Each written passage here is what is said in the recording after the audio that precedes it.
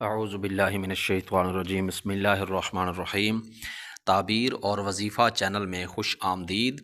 मुअज़्ज़ज़ सामीन, कैसे हैं आप सब? उम्मीद है आप सब ठीक और खैरियत से होंगे। अल्लाह ताला मेरे सब सुनने वालों को अपनी हिफ्ज़ व अमान में रखे, आमीन सुम्मा आमीन। मोहतरम सामीन, आज हम आपकी खिदमत में ख्वाब में हलवा खाने और देखने के हवाले से मुकम्मल इस्लामी ताबीरें बयान करेंगे। आइए आज की ताबीरें समाअत करते हैं। हज़रत इब्ने सीरीन रहमतुल्लाहि ताला अलैहि फरमाते हैं, ख्वाब में हलवा ऐसा माल है जो बादशाह के हाथ पर गुज़र कर हराम हो चुका है।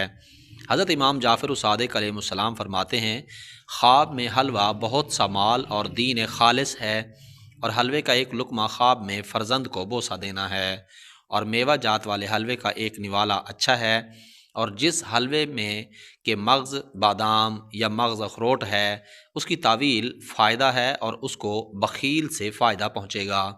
हज़रत इमाम जाबिर मग़रबी फ़रमाते हैं, ख्वाब में हलवा करना दलील है कि उसी कदर माल हलाल और हलाल रोज़ी पाएगा, और अगर देखे कि उसमें ज़ाफ़रान है, ये भी बेहतरी की दलील है। और ख्वाब में हलवा फ़रोश आदमी शीरीं सुखन यानी मीठी तबीयत वाला खुश अखलाक मर्द है।